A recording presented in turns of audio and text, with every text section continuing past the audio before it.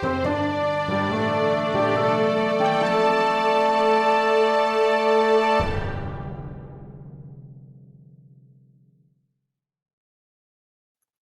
Story Seekers. I'm Ben.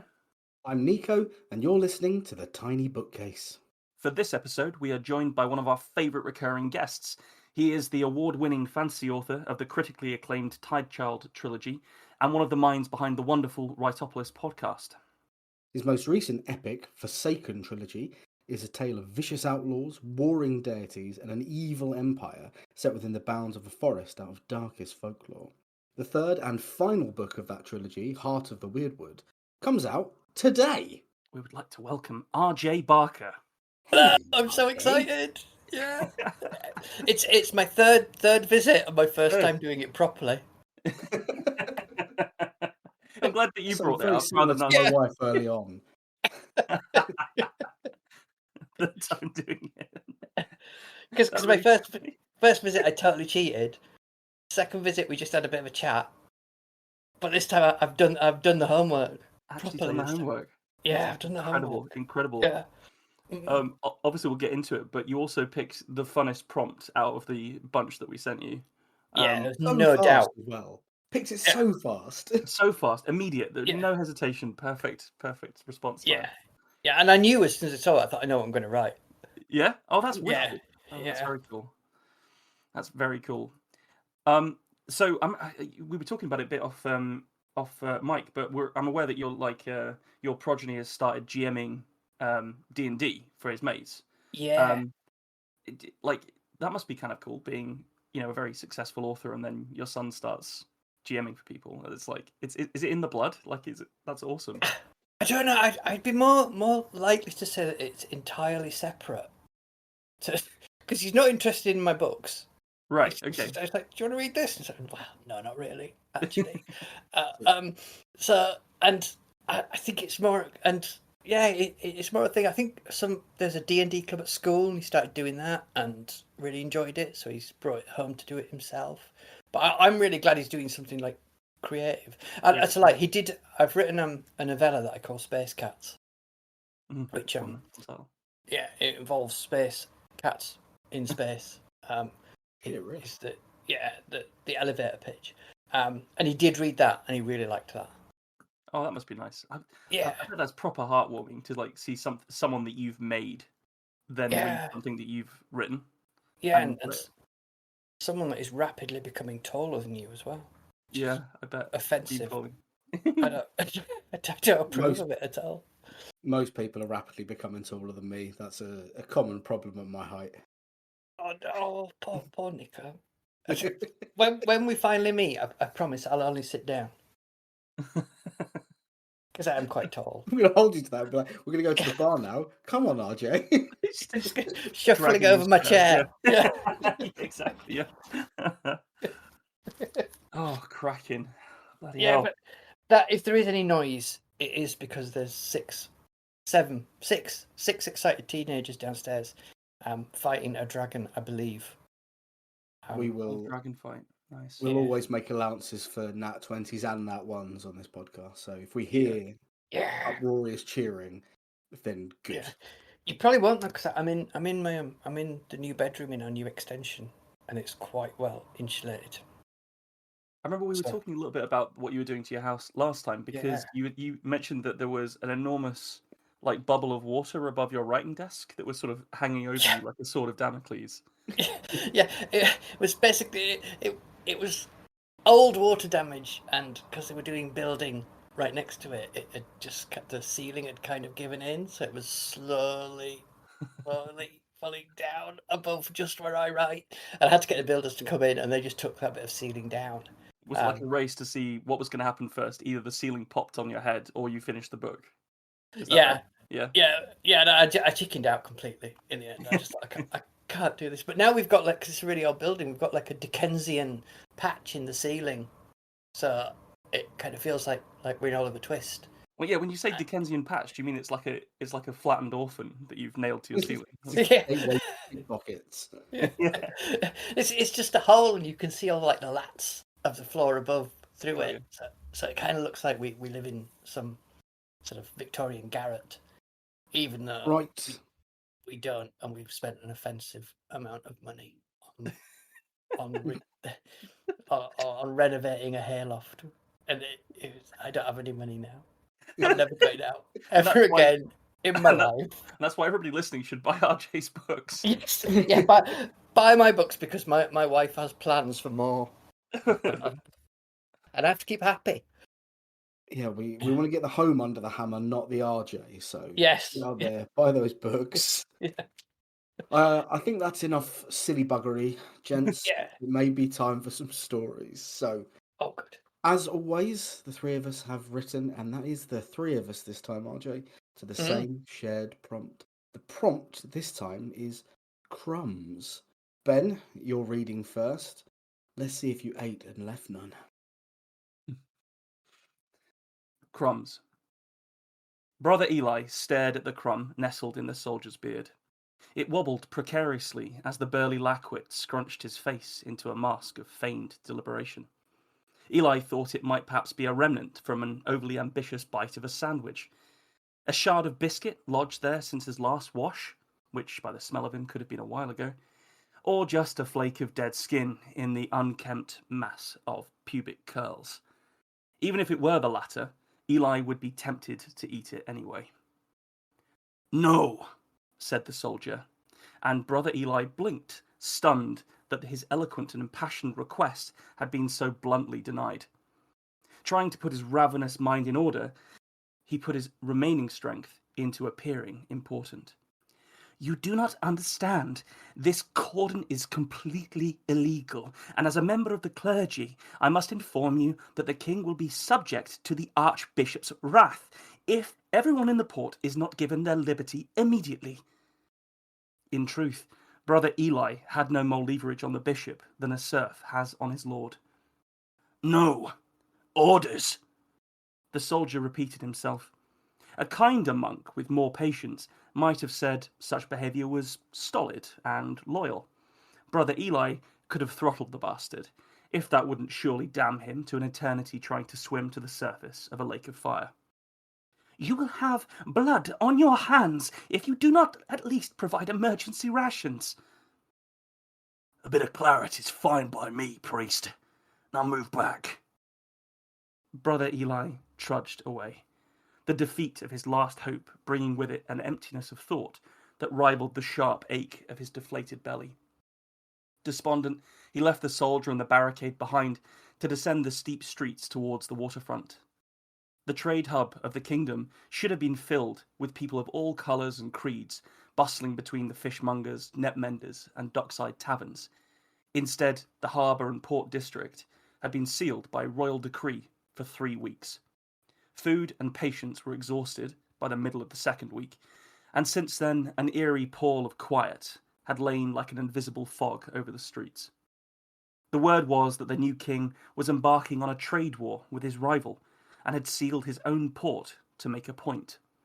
Brother Eli thought that sounded less like cutting off one's nose to spite one's face, and more like full-blown self-decapitation with a rusty saw. The sight of 300 bobbing masts, festooned with furled sailcloth, greeted him as he emerged onto the waterfront. From his vantage point, he could see the shadowy smudges of sailors hustling about on their decks, all moving with a unified sense of purpose that made him uneasy. He understood that sailors were somewhat professionally inured to privation, but knew too that everyone has a limit of what they will endure before closing their heart to grace. Their impending riot, however, whilst worrying, was not the root of his fear. His ship, the Benediction, had been fortunate enough to enter the harbour mere hours before the big boom chain rose from the murky water to seal them all in. The squat ship was more barge than bark, and had been too large to try and escape under the chain. During the second week, he had watched ruefully as nearby smaller vessels chopped down their masts and rowed themselves to freedom. The ships remaining in the harbour belonged only to the stubborn, the unlucky, and in his case, the damned. Brother Eli clambered into the rowboat he had hidden under some discarded nets, and pulled tiredly at the oars until he was weaving between ships in the direction of the Benediction. The locals had warned him not to move the bones, but Brother Eli did not believe in curses. Besides, what was he supposed to have done? Just leave his brothers in the far-off eastern land they had travelled to on their spiritual mission? If he hadn't have been delayed by a storm, he would have starved along with them when the paddies failed. Now it looked like he might suffer a worse fate closer to home. The keel of his rowboat bumped against the hull of the Benediction, and Brother Eli laboured up the rope ladder he had slung there. The deck was empty and in disarray, as his crew had all abandoned him immediately after their situation had become apparent. When he ducked through the main deck hatch, he noticed that the ship's interior, lit by the weak light coming through its portholes, no longer reeked of sour sweat and chewing tobacco, but rather old bones and blood. The source of the stench was the galley's large table, which had become his grisly butcher's block. Born out of necessity, it had started with the stray dogs. He had paid the local urchins to capture some for him, but soon after he had been muscled out of the dog meat business when the sailors lowered themselves to eating pets as well. As the barks were extinguished, Brother Eli had paid the urchins to drag the bodies of the starved beggars aboard during the night. He had never used a cleaver before the cordon, but now he knew what it was to hack dogs and men into portions. It was entirely against the laws of the church, but the doom-laden alternative was too awful to be allowed to come to pass. Brother Eli hadn't believed in curses a few short months ago, but he did now. Gachi! Gachi! The strange noise he had been dreading rose from the hold below his feet, stirred up by his return. He knew it would only grow louder if the thing's hunger was not sated soon. Gachi! Gachi! It sounded like two ludicrously oversized pianos kissing dispassionately. Brother Eli felt the deck under him roll alarmingly as the monster shifted its bulk. Dear God! His prayer died on his lips as he reckoned with the fact that he had no more food to give to it. It had eaten all of his supplies long before it had eaten the dogs and the beggars. Brother Eli, whispering a selfish prayer to grant him conviction, laid his left hand on the table and picked up the cleaver in his right. A finger, he thought, just a little finger to buy more time. As the cleaver rose and fell, the deck rocked violently once more, and rather than neatly severing the digit, Brother Eli took a wedge out of the back of his hand along with it. The pain burst across his mind like sheet lightning, and his attempt to stifle his scream of shock ended in abject failure. Gachi! Gachi! The monster grew raucous at the smell of freshly spilled blood, and the sound of human screams excited it. Brother Eli, whimpering and sobbing, bound his hand up as best he could to staunch the bleeding. On weakening legs, he tottered to the hatch which led to the cargo hold, unbolted it, and heaved it open with his good hand. Huge shadows in the gloom shifted, and as he peered down, a massive skull hove into view. It tilted, the sunless pits of terror which were its eyes, staring up towards him, and its rows of enormous bleach-white teeth clattered together once more before parting in anticipation of its meal. Brother Eli dropped his finger meat into its maw and watched it crush the morsel between molars already caked in blood and tufts of fur. Gasha Dokuru, that was the name the locals had warned him with. The enormous skeleton had formed in the hold as all of his brother's bones had coalesced into one enormous amalgam of a man. Those beggar bones he had fed it with were nowhere to be seen, and he feared they too had been absorbed into its bulk. If it were to go hungry, it would soon breach the ship and set about wreaking demonic havoc on those held captive inside the port. Gachi! Gachi! It clattered its teeth again, and one bony hand emerged from the gloom, reaching for him. Brother Eli slammed the hatch and slid the locking bolt back across. He held his breath as the hatch rattled once, and then whimpered with relief when it stilled. His relief was interrupted when the braying of trumpets pierced through the ship to reach his ears. Confused, he stumbled back on deck and into the light of day. As he did so, cheers broke out from the decks of the ships nearby, and he saw royal flags being waved from the tops of the towers that controlled the boom chain, which he saw was slowly being lowered. Thank God! At last! He sighed and slumped in the bow of the Benediction, blood trickling through his bandage, belly empty of all but relief. and mind mercifully quiet for the first time in months, brother Eli faded from consciousness. That was fantastic. Oh, glad you liked it. Very glad you liked it. I had a note partway through where I thought, oh, he's done another Christian cannibalism story. I must point it out. And then the rug pull, the big bone daddy in the basement. Big Bone Daddy in the basement, yeah. That's it. Oh, fantastic description in there, man. The sunless pits of terror for its eyes, just getting worse with every word. Really, really nice. Thank you. RJ, you're currently muted, by the way, if you've been trying to talk and we've been talking over you. I am muted and I have been talking to you. I said some really interesting things. Did you? Yeah, it is very clever and interesting. But I thought it was great. It was really good and horrid. And I didn't like it. It made me scared. It was, and ships. I love a ship. It was a bone ship. It was a bone ship. Oh It God! was a bone ship. Yeah. It was a bone ship. Oh, that's brilliant. It's a small homage. Yeah, that idea of something in the hold. It's and the atmosphere of it. The kind of it felt very In the Name of the Rose to me. Oh yeah, okay, yeah. I really got a feel, and I'm a sucker for anything that feels like In the Name of the Rose. I'm here for that. Do we discuss them straight after, or we discuss them at the end? We actually do them straight after typically, and then at the end, like do a bit of a look back. Yeah. Because I wrote down some things that struck me. Yeah, please do. First, just an interesting fact. On Age of Sail ships, they would regularly eat the rats that were in the hold, and they called them millers, and the midshipmen would sell them to the crew members. They called them millers. Why millers? They call them millers? I don't know. I've tried to find out, and I can't find anything about it. It's Would a mouse be a Miller Lite? Is that? Oh, yeah. Get out. Go on. All right. Boodink, disconnect noise. Right. Yeah. I've written something at the top. I can't read what I've written. Oh, I love a monk. I do love a monk in a story. It's an immediate thing. As soon as you got a monk, I'm like, I'm here for this.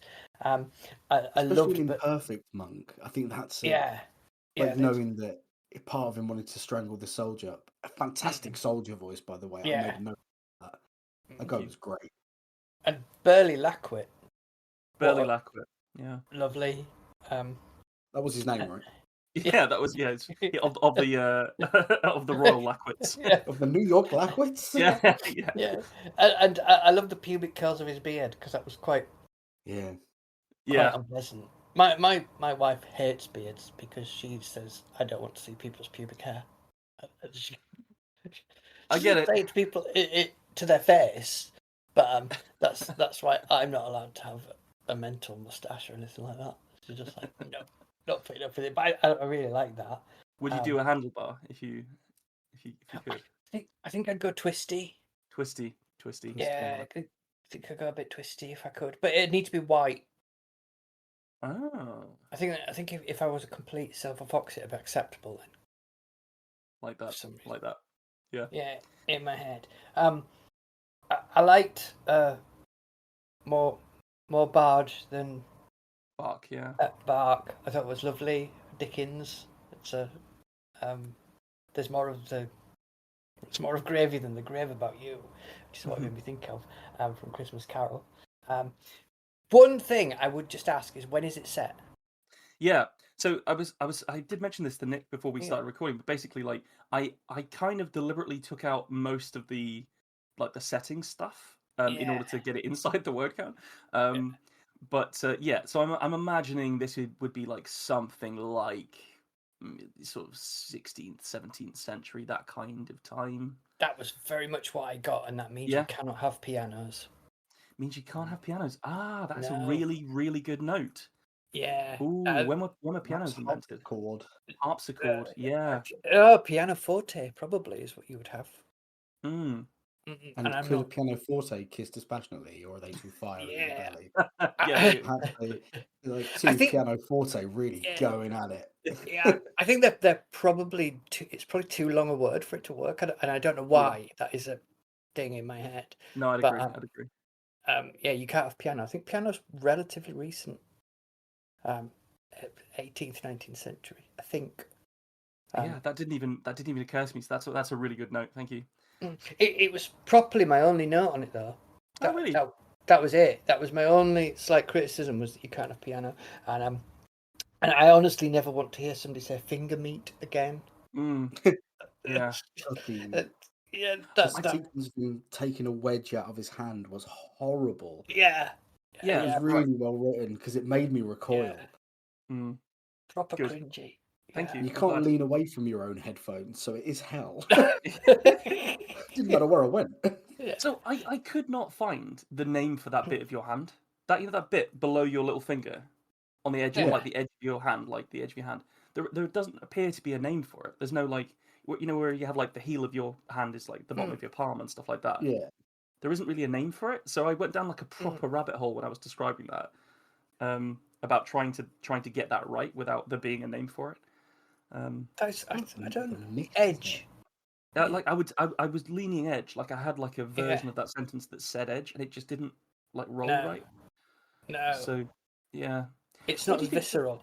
Yeah. What do you think to like, obviously, because when we write a lot of short stories on here, and a lot of them are like slightly more towards the kind of like very short stories, because they're max 1500, and it can lead to like endings that are quite typically kind of like you go for like a big punch of like somebody dies or they kill somebody or a huge explosion happens. Like you have to build to like a crescendo. But I was really nervous about this one because it kind of just like he does something to buy himself a bit more time, and then the situation around him just sort of resolves. Um, I was wondering what you thought of that as like an ending, and like a concept of an ending. I was fine with it. You were fine with it, okay? Yeah, it didn't bother. I mean, I wonder if you're wanting to really go for horror, whether you kind of intimate in some way that this is a situation you can't get out of. But I honestly, I don't think you needed to change anything in it apart from the piano. Apart from I piano. think Right, what we do now is we give that story to RJ's son, and we let the Yeah. player group find out what happens to the big skeleton Yeah. monster. Yeah. D&D this, boy. Yeah. And you know what he'll do? He'll go, no, I'm thinking of my own stuff, because he's very, Cool. very much his own person. That's wonderful. At Yeah. that age as well, it's really impressive. Yeah, I think one of the original bits of the story was going to have a whole section where like the Gashidokuru like breaks out of the ship and starts like kaijuing around. I thought now I did think that I am just writing that just for Nico at this point, which I will do at some point, but it wouldn't like, it kind of broke the structure of what I was doing with the monk. Is it a thing? It's a Is thing. it based This on is a thing? yeah, it's a Japanese yokai like folklore thing, and it's they if there's been a famine, the bones of the people that starve to death like form this like hungry skeleton that hunts people at night. Because It's terrifying. that is fantastic. So Yeah. is it actually set in Japan? No, I think the what I've tried to indicate is that there was a mission to Japan, like a religious mission to Japan, and then you mentioned the paddies failing during it. Don't you? exactly, and then he's like delayed, so he's not there, and by the time that he gets there, everybody's died, and then he is responsible for bringing their bodies back to like consecrated ground. What I was thinking. I don't think you need it. That was just curiosity. I think it is a lovely and self-contained thing. Cool. And have you watched this week's Doctor Who? Oh, I'm actually like 5 years behind. I've just not seen. Right. I am aware there's been a big. I got the spoiler for who is the next Doctor. Yeah. But yeah, I've not seen any for a while now. I think the last one I saw was in Capaldi's run, I think. Because I don't want to ruin it for either of you if you're going to watch it soon. Feel free to speak away. And we'll, it was just go on. really weird coincidence. It has a massive skeleton in it. Does it? Yeah. Oh, that's odd. A massive human skeleton. Very weird coincidence. Just, I love stuff like that. Oh, we're full of those at the moment. Well, thank you very much. Yeah. That was really nice feedback and very useful. And definitely that bit about the piano needs to change because that's just wrong. You're completely right there. Yeah, they ships of that era, they would quite likely they do it in Master and Commander a lot. Fiddles and cello, violas, Yeah. penny whistles. You can't really clash two penny whistles together. Can't really. Lot of You tabor can, but tones. you'll look foolish. Yeah, but fiddles, you could. I think you could get a deeply unpleasant sound out of two fiddles. Just trying to make them fuck. Just cracking them. Yeah. Sexy fiddles. It made it sound like two fiddles 69ing in a high wind. Spot on. Oh, fantastic. Well, I think it's time for story 2. Are you ready to read Yes. for us, Matthew? I am. I've not read this one through at all because I very confidently said to the boys, I don't have any deadlines. I've got plenty of time to do stuff, and I did have a deadline, and then I had an idea for a book, which sometimes an idea just grabs you and you have to write it. So Definitely. it's hard to do. But I did when I saw the title Crumbs, I had an immediate idea of what I was going to do, and I won't say anything about it because we can come. Yeah, back we'll after. go into it in the next bit. Yeah, for sure. But I've not read it before, so I know one of you has to edit it, so it sounds like I'm reading it really well. So I'm really sorry. And just for when I'm doing that edit, it was consummate professional, you said at the beginning, wasn't it, RJ? Yes, consummate professional. Yeah, best in the business. Best in the business. But it's a really weird thing. No, don't talk about it. Just read it, and we'll see. Right. Crumbs. If there are crumbs in the bed, I cannot sleep. My nana was a kind woman. I don't really remember her face, and we didn't visit her often. She died when I was 11. I remember warmth and the scent of something sweet and purply that always surrounded her. And biscuits. There was always biscuits, warm and fresh out the oven. It was my fault we didn't see her much before she died. She told me not to eat biscuits in bed. If you eat them in bed, you'll make crumbs, love, and that'll attract something awful. Couldn't get that out of my head. Even though I didn't eat anything in bed because you had dinner at the table and you ate every last scrap because that was the rules. Still had nightmares. Something coming up the thin, steep stairs of our immaculately kept suburban semi-detached. Something coming from me. I tried not to make a fuss about it because I didn't want to rock the boat. You must not rock the boat. But one night I woke screaming and I had to tell Mum and she laughed at me. She meant mice, not monsters, Dan, said Mum. She always called me Dan. Mice, she said. Of course, then I was frightened of mice. Even though Mum said they wouldn't come in our house because of the cats and because Mum kept a very clean ship, I was still scared. She bought me a mouse in the end.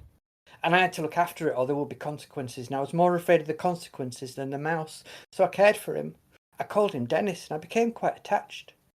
Until one day somebody left his cage door open and the cats got him. I was sure I'd not left the cage door open, but Mum said, who else could it be? It wasn't my sister Eloise, because we didn't go in each other's rooms. Eloise and I were not close. Our illnesses meant we did not see each other much, as Mum was very worried about cross-contamination given our weakened immune systems. When she was 16, Eloise left home and I never saw her again. Mum died in 2011. I expected Eloise to turn up at the will reading, make a claim for her half of the house, but she did not. Not that it mattered. Everything was left to me and Eloise was not even mentioned.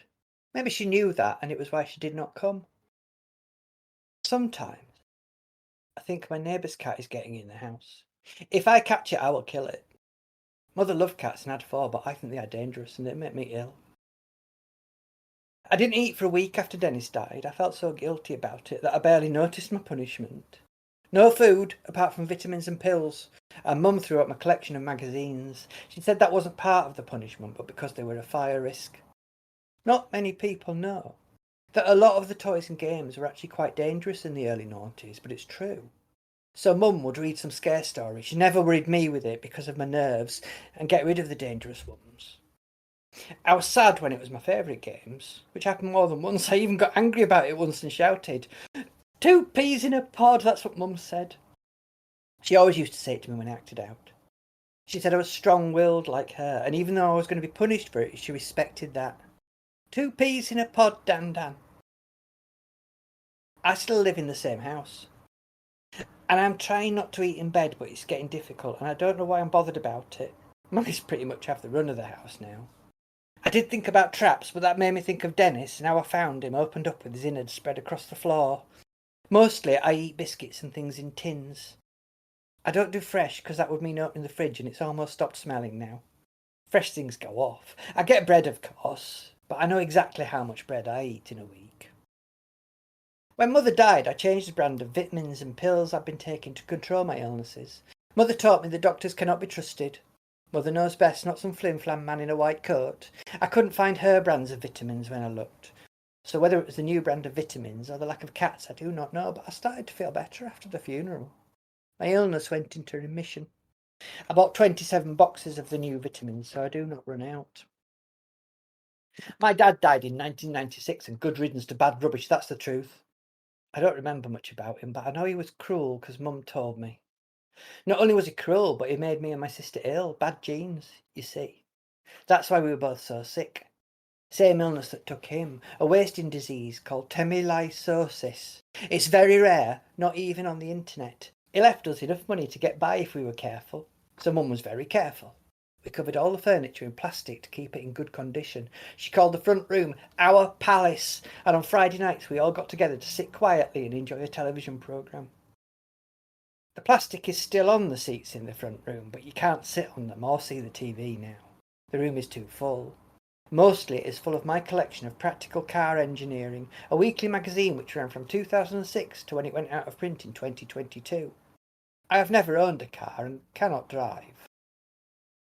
It was often cold in our house, as cold was good for us, so I do not mind the cold, which is fortunate because the central heating stopped working 4 years ago. The man who came to fix it was quite rude about my house. He said my portable heater was a fire hazard and all of my things made the house dangerous. He also told me that I would have to throw out some of my things as he could not reach the boiler. He said to call him when that was done and then charged me £85 call-out fee. I have not invited him back. My things are important. Would it be so bad to eat my biscuits perched on the edge of the bed? Then the crumbs would fall on the floor. The kitchen is full of food and empty tins which one day I will take to the recycling centre, but first I will need a car and I will need to learn to drive. I keep my clothes on the stairs, and to get up the stairs you must weave a path through them. I have a lot of clothes. They are easy to order over the internet, and a man, sometimes a woman, brings them to you. I do not like shops. I have enough money to get by if I am careful. Sometimes I smell cat urine in the front room, but that is impossible as I got rid of the cats soon after Mum died. I buried them in the garden where the bones go, but not where Dennis is. I've recently become very interested in old toys and games, and have 8 large boxes of them which I bought from a popular auction site. They almost entirely fill the floor of my bedroom, but if I eat my biscuits in bed and use a tray, then the crumbs will not get in the bed. I can hear the next door neighbour's cat downstairs. One day I will catch it. Mother died in a car crash. Her brakes failed. This can be caused by poor maintenance and is covered in issue 264 of Practical Car Engineering, which came out on Thursday the 25th of February 2010. I'm very hungry as I cannot find my tray. The cat is still somewhere in the house. There may be more than one. It is stupid of me not to eat because of what an old woman said to me. I am strong-willed. I ate biscuits in bed 2 nights ago, though I made sure to brush any crumbs onto the floor. Nothing happened. I am sure now it is safe to eat biscuits in bed, and maybe even something cold from a tin. I am not ruled by my past. I found a wet patch on one of my stacks of Practical Car Engineering magazine. I would talk to my neighbours about their cats coming in, but if I do they will bring up the issues with the shared wall again, and I do not want that. I will use my portable heater to dry it out. The crumbs in the bed scratch me when I sleep. I woke to the mewing of cats, the room a haze and the air thick, trying to get up, get out of bed, but there at the end, a figure, a woman. tall and thin, her eyes boring into me. Curling up the stairs behind her was smoke, the first flickerings of fire casting shadows across the textured wallpaper of the landing, and the woman began to speak in a voice that was terribly, terribly familiar. I know what you did, Dan. I'm almost proud of you. 2 peas in a pod we are, you and me. Nan was right about the crumbs. They attracted something awful. End. Fucking hell, that was great. God damn, man. I'm so fascinated by Munchausen by proxy as a Yeah. thing. So Yeah. as soon as that was evident, I was like, "Oh shit, I'm so in." It's so rare it's not even on the internet. I love that line. It's Oh, chilling. God. In a story filled with chilling lines, that was definitely one of the big chill moments, I think. It was so unsettling. Like, I think part of it, obviously, the writing's beautiful, but I think you actually gave this kind of like slightly clipped delivery to it, where things were enunciated and separated into different parts, and that really set my like nerves jangling. It was a really good way to read it out, I think. Alan Bennett. That was I don't know. This was scarier. This is more like Inside Number 9. You know what are those guys called that do? yeah. Yeah, like the way that they like, Steve Pemberton. because that's it. They do like proper like creepy insular weirdos well, and this felt like a really shit hot episode of Inside Number 9 to me. It was lots of fun to write. Yeah, I bet. And it was really hard to fight the novelist who wanted that to be a lot longer. Yeah. And at the end feels to me really rushed. I don't think right from my perspective. I don't think it is, because I think you foreshadow it correctly, and it lands the punch that you set up early. Yeah, I think that Ben's exactly right, because it is all 1-2 punches. Yeah. And then at the end, it becomes a series of 1-2 punches that are so fast. It's like fighting a pro. Yeah. It does work. It does increase in pace, but the inevitability of this eventual Munchausen by proxy hoarder snowball is that this guy's going to end up killing himself. That when it does happen is what we expect, and it then being subverted with the sort of haunting of his mother. I got that as the sister. I think was that the sister or the? Yeah, it was the mother. Was it the mother? Right, that's my bad. Two peas in a pod. Yeah, I thought that might be like self-referential from the sister, like as a revenant. So interesting that it can be read a couple of different ways and still make sense, which is also the sign of a good story, I would say. Yeah. Did you pick up that he probably offed his mother? Yeah, because you had the dates of the car, the car manual and the car crash. Yeah, I thought that was really well deployed. Like it wasn't like it was overt, but not on the nose, and worked well. And that he buried her in the garden where the bones go. Yeah, where the bones go. Fucking hell! Yeah. I wrote that down because that was I was talking about like the most chilling lines. That was definitely one of them. Buried them in the garden where the bones go. Fucking hell! Because in my head, the story in a linear fashion was that Mom killed Dad, then his sister. Yeah. And then he offed her, and went. And that's caused some problems for him. Doolally, absolutely doolally. Yeah. No, I think you nailed that. Like I thought I did think the sister might have realized she was being poisoned and then just like run as far and fast away as she possibly could and just never look back. Yeah. But also she could well have, as you buried in the garden where the bones go. Yeah. So definitely the thing, one of the big things that was a huge element through that story and like massively built up this character, I think for me, was the way that you had him like clearly be just parroting phrases that his mother had said. Yeah. And that whole thing about like the flim flam man in the white coat, like mothers know best. Stuff like that. It's such a childlike thing to do, isn't it? And it means that this mind is fixed in place at a very early developmental stage. Yeah, you wouldn't want to be his mate. No. There's two really sad lines for that in it. One of them is really close to the end where it says, "I'm not ruled by my past." Mm. When it's clearly he's never been all able there to is. move beyond Yeah. infancy. But the if I just completely forgotten what I was going to say, it was good. It was good. I like The whole that. thing was good. That is what we're saying. I think I don't have any Yeah. notes about that. Like I don't see a way that can be improved because it was lightning and it built really well and ended neatly.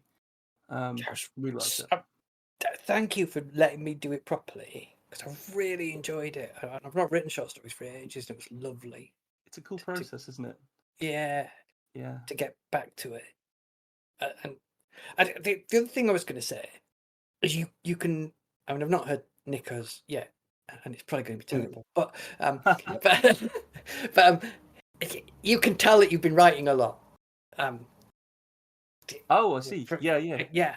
You can feel it in sort of the confidence of what you read, and I presume it's going to be the same for Nico. But it was really sort of Zoom away. Oh, that's really kind. Thank you very much. I will say just one more thing about your story. It opened with like a really nice bit that it wasn't super nice, but in the context of the story, it was nice. It was this idea of something sweet and purpley always surrounding her, and that idea is like seeing smells as colors. Yeah. Is it called synesthesia? That when people Yeah. Yeah. Do you not mix have them that? up? I've not had it before, but like I got what you meant, and it was to me. It read as lavender or violets potentially. Yeah. Yeah. Grandma fragrances. Yeah, old lady fragrances. Yeah. Yeah. I've weird synesthesia about writing in that Ooh. sentences have to be the right shape. Nice. They can't be square. They have to be round. That's and like oval or like full like perfect circles. No, not perfect circles. That'd be weird. Yeah. They have to be rounded. They can't have square edges. And if I had to sit down and explain, I just couldn't. But I'd love it if you could like point at two different sentences and be like, that one's square and that one's round. That would be fascinating. I'll try and pull it out next time I'm editing something. Yeah, definitely. That's square. And that's a square sentence. Yeah. That's ones that make me feel wrong. Sorry, Nico, I'm interrupting. I did remember the other bit I wanted to bring up was when he couldn't find his mum's brand of vitamins and started feeling better. And that's such a horrible glimmer of potential recovery. But to be so mentally unwell that you cannot surmount the physical illness that you've been given is it's just horrible. From being poisoned since you're a child. Yeah, she was clearly a monster as well. Just this woman, whoever she was. He's not very nice actually, but I don't think he deserved her. Yeah, there was something about the escalating series of fear that he did. Like it was always like the next rung up was because he was more afraid of something else. Yeah, he's been driven by fear his whole life. Yeah, it was just really well realized and very quickly. How long was it out of interest? Was it about 1300 or something like that?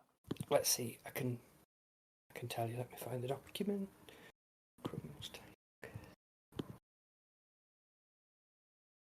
It's 1500 the limit. Yeah. Yeah. Well, it was kind. It was 2079 words. Okay, that's decent, isn't it? I think that is basically what. Yeah, we've talked about the length that we go for a couple of times now, haven't we, Nico? And obviously, it is to fit the audio format of what we do with 3 stories being read out. But 2,000 words is a really comfortable length for a short story, I think. But if it's too long for the format, just cut the end off. No, we would never do that. That'd be horrendous. Oh my god! Imagine if we did that to you. Just cuts out halfway through. My magazines are all in the living room. Wow, thanks for reading, RJ. Dear. Well, speaking of the format, Nico, third and final story. You ready, bro? Are you ready for a tonal shift? Let's go, baby. Yes. Yeah. Crumbs. Where's the bloody bay leaves? The witch rummaged in the cupboard, pausing briefly to unstick a slightly leaky bottle of soy sauce from the spot it had adhered to. It made a satisfying splunk as it came away, and she ran a putrid green finger over the tacky ring. Bastard! These are real magical forest oak, these shells. Cost me a fortune. She considered for a moment, grabbing a cloth and working at the stain. Instead, she slid a mound of age-browned garlic cloves over the top of it. This could be tomorrow's problem. With a cry of, "Aha!" she found the dry leaves and turned ceremoniously, lifting one from the pot. With a flourish, it was cast into a rapidly boiling cauldron. It went plinth. A lot of people think bay leaves don't add anything, but it does make a difference. The two small children offered no reply. She stared at them through the bars of the cage she'd put them in. It was good enough for Alsatian Harold, so it was good enough for two pudgy interlopers. She decided, as her audience truly was captive, to carry on. Children need to see it's extremely gamey, all that running about in the woods and eating people's houses. She threw an accusatory glance at the pair, who met it with disappointing defiance. Because I'm going to eat you! She pointed a dramatic digit towards them and considered a cackle. No, she would save the cackle. The doctor had told her to limit it to 2 a day, and she'd really gotten into the weeds on her crystal ball earlier, watching people fall off of things and land funny. Disappointed at their lack of reaction once again, she reached for the comically oversized wooden spoon on the wall. She unhooked it and brought it slashing down into the boiling broth. Hot stock and bits of onion plished about. Of course, like all dishes, I've started with a mirepoix. Little bit of oil to get things going. I'd normally go in with some tomato puree after that, but I'm cutting down on my fruit intake. Tomatoes are a fruit, you know. The children didn't know. In fact, they'd slunk to the back of their cage and were whispering to each other. She thought about sloshing a spoonful of the broth on them, just to liven things up a bit. They weren't screaming or asking for help or to be let go. Cocky little shits. She stirred the brew pensively for some time as the two of them huddled. Absent-mindedly, she reached for the nearest wall and snapped off a piece of gingerbread. She chewed at the dry biscuit as she worked. Would ginger work in this? She'd have to pivot really hard into an Asian thing if she wanted to use ginger. Might have to bin the whole sauce. There was no mention of a mirepoix in any ramen recipe she'd ever used. She considered asking the children if they'd prefer to be European cuisine or if they'd fancy a go at fusion. They were paying her no mind. She swallowed the question and the gingerbread with it. She leant over the pot to get a good whiff of the brew. It smelled all right, but the Asian idea was calling. Maybe it was just that stuck soy muddling her up. She reached into her pocket for a ley-line crystal and tapped in Asian cuisine, carrot and celery base. No results? That seemed almost impossible given the scope of the worldwide spiderweb. Sod it. She pocketed the device again and went back to the cupboard. She drew out chili flakes, ginger and soy. She didn't measure, just bunged them all in. Call it alchemy, she thought to herself. Coven, she was lonely. Maybe putting the shits up these kids would sort it. She took her big spoon and struck the cage with alarming force. They gave satisfying yelps.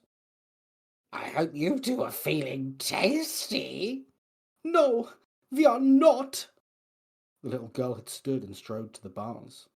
She was making uncomfortable eye contact with the witch, who held it out of principle. Well, that's fine, because my delicious soup will sort you out. We will not be eaten by some wicked witch. You fucking will. Maybe think about that next time before you start eating someone's trellises. The boy stood now and moved to his sister's side. They are coming to save us. Not likely, said the witch, a touch uncertain. Our parents will destroy you, ugly, smelly old witch. The witch recoiled. Well, you're one to speak, fatso. So you, soup boy, about to be a soup-looking bitch? The witch felt her blood pressure rise. Little white tits all heaving. Gonna make a good soup, they are. French-Asian fusion on your dumpy little guts. French-Asian? The girl retorted. Not even a specific Asian country. That sounds minging. The boy nodded in agreement. My second grade tits, The witch bellowed, throwing the spoon and storming through the front door. It slammed behind her as much as a slab of biscuit on Licorice Hinge's can. She drew a battered pack of cigarettes from her pocket and with an incantation lit one. The doctor had said to cut down on those too. But sod him. She puffed angrily a while. Those little gits would see. Well, they wouldn't, they'd be cooked, but she would see. As she fumed and grumbled, a duck wandered around the corner of her home. It stopped and pecked at the floor, then tilted its head, swallowing some morsel. Hello, said the witch. Quack. Said the duck. Nice walk. Quack. Said the duck, with a distinctly question mark feel to it. Oh yeah, shit. The witch waved a knobbly finger and said, I lend to you the tongue of a hanged man. What's your business, duck? On a bit of a winner, the duck replied to its own surprise. Been finding loads of crumbs. Oh yeah? Asked the witch. Yeah, loads. I followed them for miles, all the way from some castle. Ate every last one. I'm to be fat as a butter-fed prince. The duck looked panicked. I mean, I won't be tasty or anything. Horrible stuff, duck meat. The witch waved a placating hand. Nah, not me, mate. I eat human children. You're fine here. Enjoy your crumbs. Oh, thank you, witch. The duck bowed. It was very silly. As it began to waddle away, the witch called after it. Mr. Duck, do you think French-Asian fusion could work as cuisine? The duck considered. No idea. I eat crumbs and little fish and seeds and that. Probably fine, though. If you're not sure, just bung a lot of hot sauce on it. The witch smiled and wiggled her finger again, stealing a voice back from the duck. With a grin, she stubbed out her ciggy and threw open the door. They were going to be delicious, she knew it. But just in case, she thought, I'll dig out the hot sauce. Fan-fucking-tastic. I laughed at least a dozen times. That was really funny. I laughed a lot, and also at one point thought, "Oh, you clever git." You never said that because it's Hansel and Gretel, and it's obviously Hansel and Gretel. It is. Yeah, and, except it's not going well for them this time. Yeah, they've been banjaxed by a duck. Yeah, but when I realised that, and it kind of everything suddenly clicked. It was really a clever way of doing it. Just sort of, I really like that. Woman, it's a witch cooking, and it could be anything, and then, bang, you suddenly know what it is, and you understand a whole lot more about it. It was really good. Your witch voice is very good as well, Nico. Great witch voice. Yeah. Does make me wonder if you have a side gig as a witch. Listen, what I do during the full moon is my own business. I just like being naked in the woods, okay? It's not the woods, it's the park. That's different. Only until the police catch me, Ben. They never have yet. Oh yeah, really liked it. I loved all the like modernity stuff you were adding into it, like the like the ley line crystal as her phone, the crystal ball is like where she was watching YouTube fail compilations. Yeah. Really, really funny. And then she was kind of like telling the kids how she was cooking as though she had like one of those like home chef cooking channels. Yeah. It was giving that kind of energy, wasn't it? Yeah, really well deployed. Really well deployed. It was, a weird thing that made me laugh was Alsatian Harold. Yeah. There is something funny about dogs with people names, isn't there? Yeah, and it's the fact that that's his name, not my Alsatian Harold. Yeah. Alsatian Harold. Yeah. I just found that really amusing. I like that. And Bay Leaves, that she's wrong. They don't add anything. It's a lie. And a little detail of soy sauce stain. I think we all know that, which is Everyone's had that. That was Yeah. a really good way to lock your audience in to the the real angle of this story, the identifiable stuff. I wrote that down as well, RJ, because it was just like that is just a really good way to get people into the story. proper grounding. Very grounding. With the bay leaf thing as well, I think there's something so funny about the idea of putting one bay leaf into a massive cauldron. Yeah. And that's acting fun. like it was going to make any difference. Yeah. Fucking hell. The actual reveal of the two small kids was really good as well. Like, Yeah. because she was sort of just talking to herself, and then it's the two small children offered no reply. And it was very offhand. Very offhand. Yeah. Yeah. And they're going to get eaten, aren't they? Oh, fully. Yeah. I really enjoyed that you made them like prigs as well. They were like they were irritating children, like snooty upper class German children. Yeah. I think for legal reasons, you should point out that is still not an excuse to eat a child. That is, we'll take that under advisement. Yeah, I think so. Sorry, I need to send a text and get my wife to turn the oven off. Yeah. The bit where she starts raging out at them and like loses her cool and has to go out for a cigarette was fucking brilliant. When she's like, "You soup looking bitch," little boy tits all heaving about.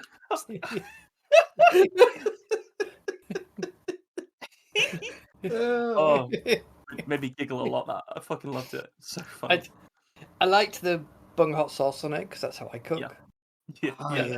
That's the truest line in the whole thing. It's my only thing is, and I think this just shows you the truth of any form of writing, because Ben has said exactly the opposite. I would have been tempted to actually go for just having it be the internet.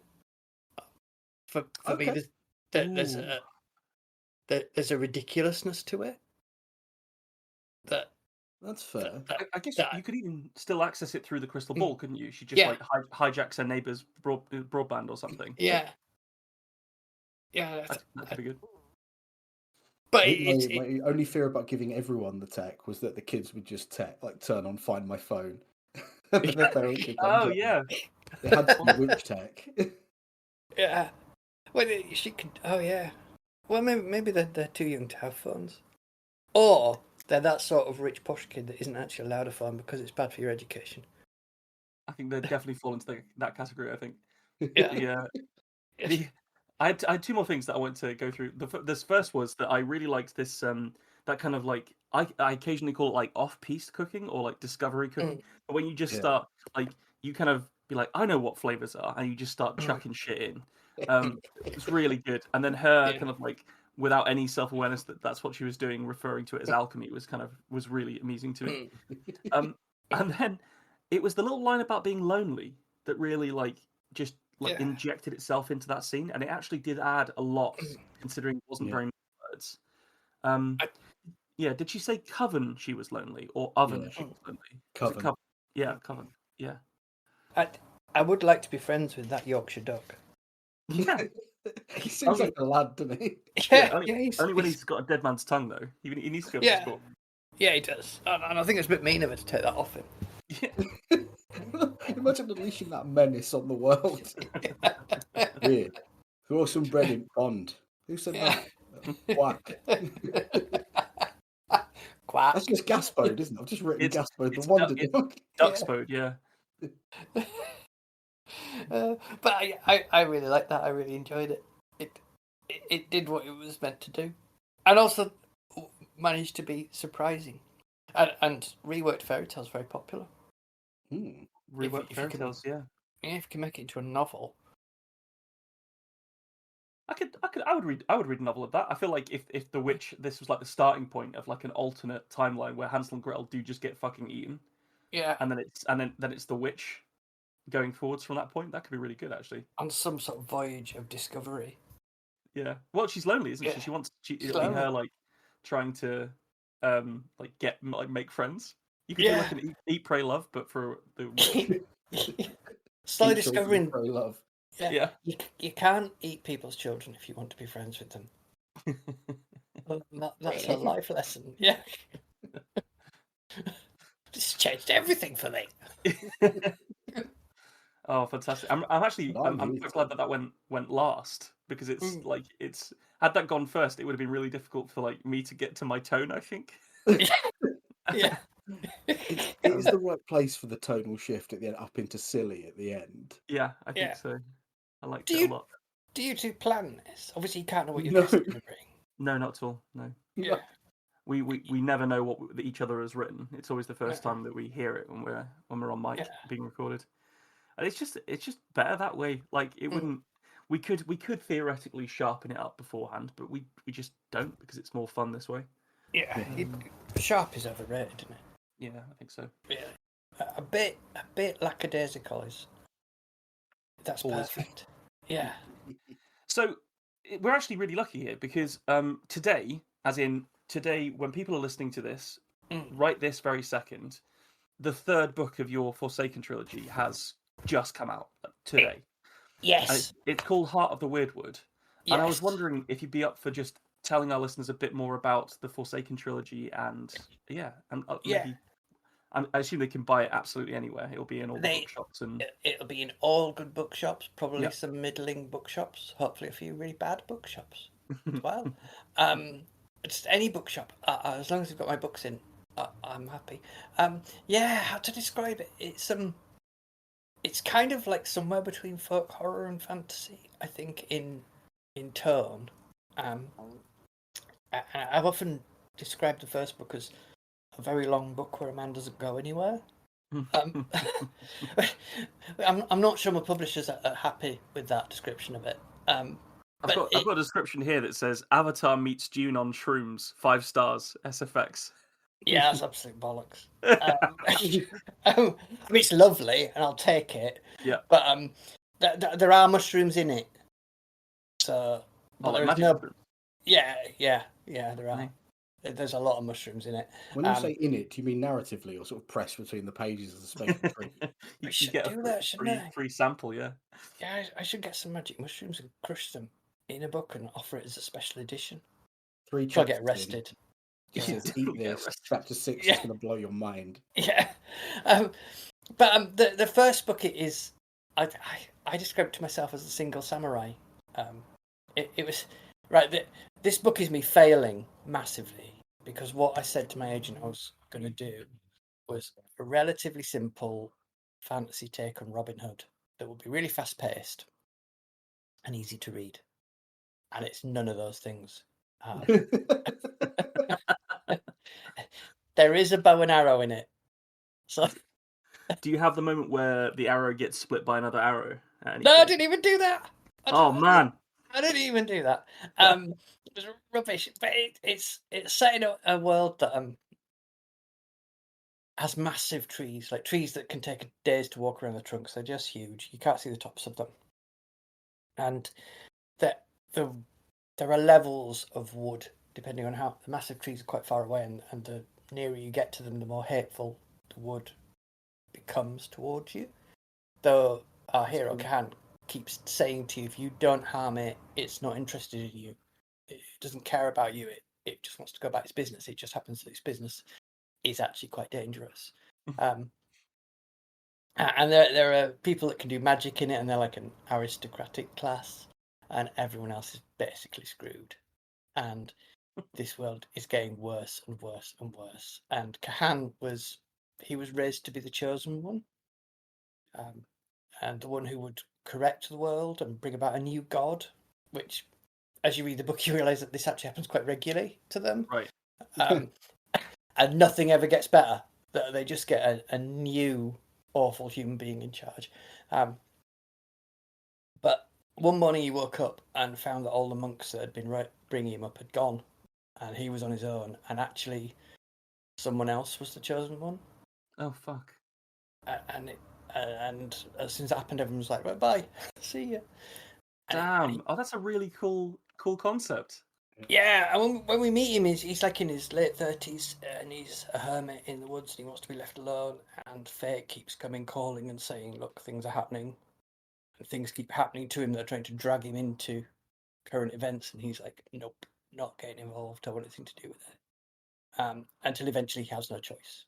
Events overtake him, and somebody did point out in a podcast, they went, "You're chronically ill, aren't you, RJ?" I went, "Yeah." I went, "Is that how you deal with doctors?" And I went, "Yeah, I ignore all the illnesses until I'm so ill I can't do anything about it. I've written an autobiography and I didn't realise." But that's the first book, and it's very much focused on him. And then you kind of start to find out that magic in this world is broken and it's not meant to work the way it does. It's meant to be a more communal thing. Interesting. And then it's really hard to say anything about the rest of it. I bet.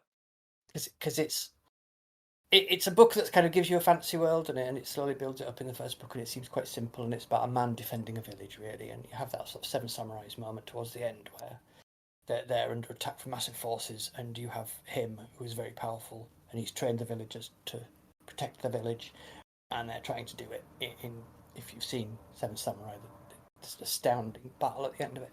Yeah. But that's all set up for what's to come, which is that nothing in this world is what you think it is. Phenomenal. I So read, that is. Go on, sorry. yeah, I read the Net Gallery reviews for Heart of the Weirdwood, which was basically people just going, "Fucking hell, I didn't see any of this coming." Oh, cool. Which that must be nice in advance of it coming out, like proper. Like, yeah, full release, being like, "Oh, it landed." It is, because I had no idea whether it was gonna. I just felt all the way through it that I'd bitten off more than I could chew, and I was quite ill while I was writing it as well. So yeah, I've not got a lot of love for it because of that. I think it's I think my mind does inexorably attached it to my health failing as I wrote these books, and they're very dark.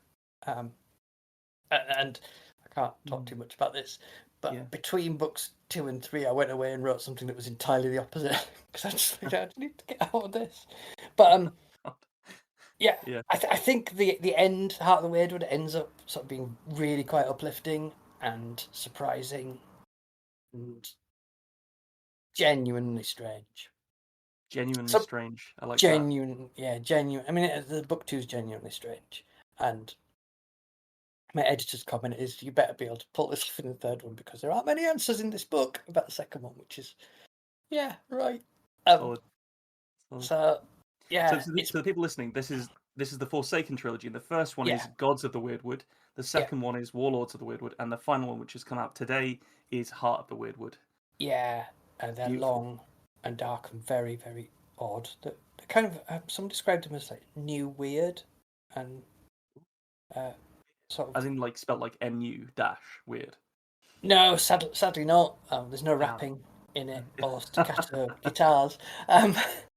But like a night Jeff Vandermeer, sort of taking that sort of weirdness idea and putting it into an epic fantasy. Which, if it is, it wasn't my intention. That's all just sort of a happy accident. Yeah. Well, I think we should draw this episode to a close because I think we're straying into the territory of just definitely chatting through all the questions we're about to ask you. So, I mean, brilliant stories, guys. Like Nico, yours was so funny and really well realised and written. And like RJ, that's the second time I've listened to one of your short stories and felt like it's changed my approach going forwards to how I want to write stories. So thank you for that. Well, I'm going to be seeing the horrid bone man. The horrid bone man in the bottom of a ship now. It's properly haunting. And finger meat. I'm not going to thank you for that. Oh God, no. Yeah. So yeah, Ben, you're in trouble. And Nicholas as well, but yours isn't going to haunt me like finger meat. It's just a tasty morsel. Oh, it viscerally upset me. Stop it.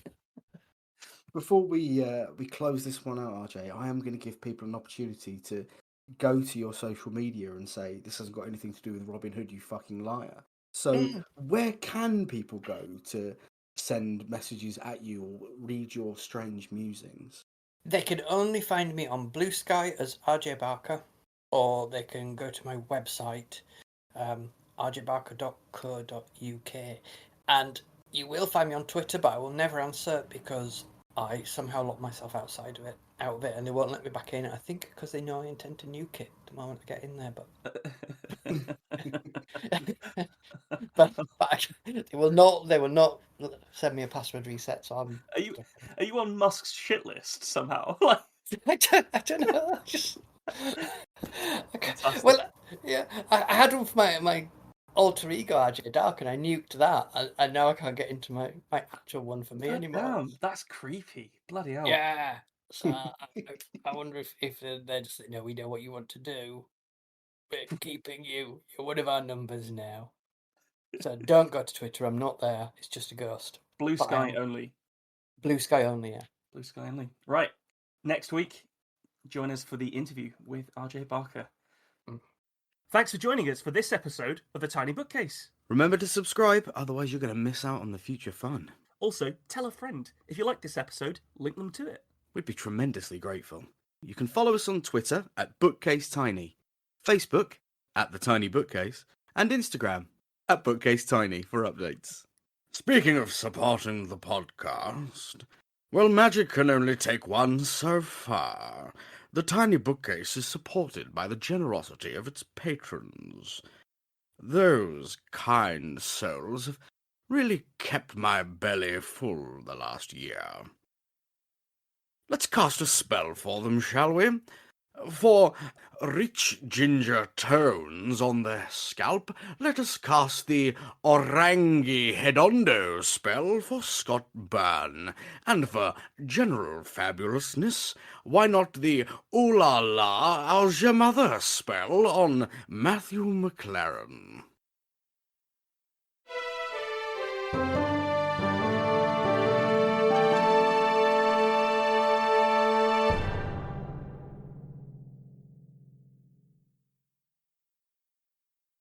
How do you come up with that shit, man?